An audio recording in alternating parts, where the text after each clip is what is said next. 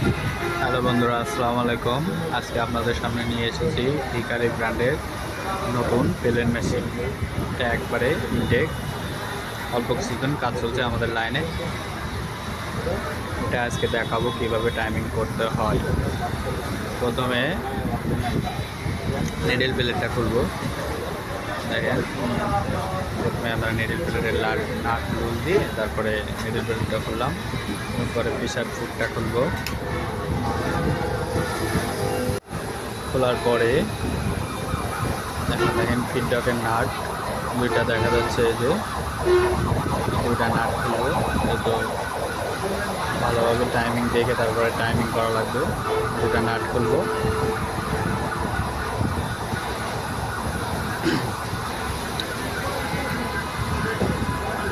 খোলার পরে মেশিনটা ময়লা আছে, দেখেন প্রচুর ডাস্ট, গার্মেন্টস তো ডাস্ট থাকেই প্রচুর, কাজ করা থাকে।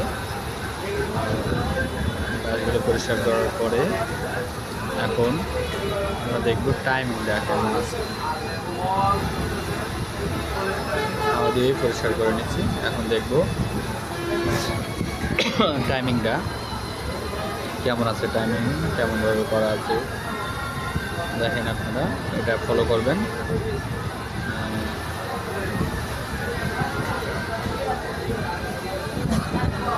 টাইমিংটা ঠিক নেয়।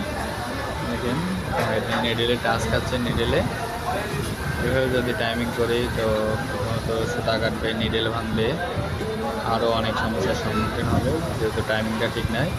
এখন টাইমিং করবো। নিডেল বাড়া হাইটটা দেখেন, আমরা প্রথমত 2 দাগ দিয়ে টাইমিং করতেছি। এখানে 2 দাগ দেবেন, 2 দাগের একটু 2 দাগ দিলে হবে।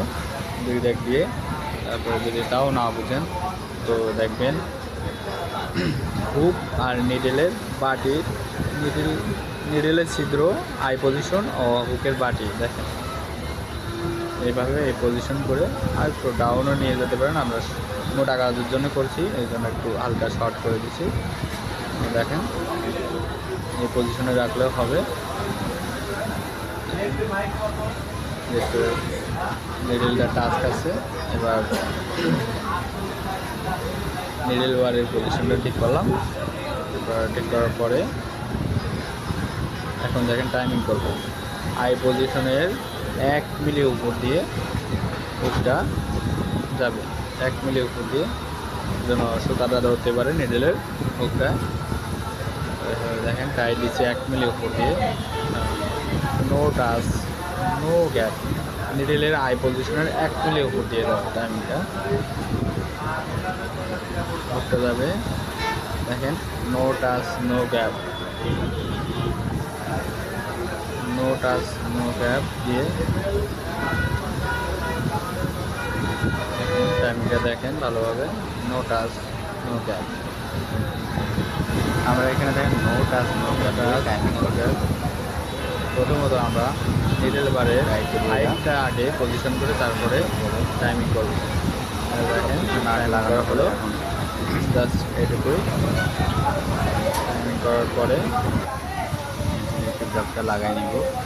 লাগানোর পরে যেটা নাট টাইট দেবো, সব কিছু খেয়াল রাখবেন যে নাটগুলো টাইট আছে কিনা। নিডেল বারের নাট, হুকের নাট, এগুলো আসলে যখন রানিং চলে তখন যদি খুলে লুজ হয়ে যায় সব কিছু ভেঙে যায়। সবসময় চতুর্দিকে খেয়াল রেখে এগুলো কাজ করা লাগে আর কি।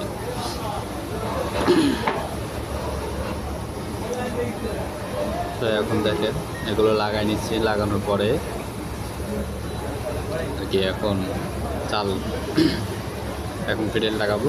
ফিডেল লাগানোর পরে ফিটটা লাগাবো। ফিটটা লাগানোর পরে দেখবো যে আসলে হয়েছে কিনা, চালায় দেখবো রানিং মেশিন লাইনে চলবে। আসলে সব কিছু মাথায় রেখে কাজ করা লাগবে। লাইনে যখন কাজ করবেন আপনি সব কিছু মাথায় রাখতে হবে যে অল্প সময়ের ভিতরে, তারপরে অপারেটরের জন্য ভালো বলতে পারে, অপারেটরের জন্য ভালোভাবে কাজ করতে পারে, সেটাও মাথায় রাখতে হবে। তারপরে দেখেন এখন সুতা লাগাবো, আর পরবর্তী ভিডিওতে আনবো, আরও ভালোভাবে করার চেষ্টা করব, কারণ আজকে আমার প্রথম ভিডিও এই পেজে। আর আজকে আমি প্রথম ভিডিও করছি, আচ্ছা এখন দেখেন চালাচ্ছি। এভাবে যদি টাইমিং করা হয় অবশ্যই লাইনে ভালোভাবে চলবে, কোনো সমস্যা হবে না।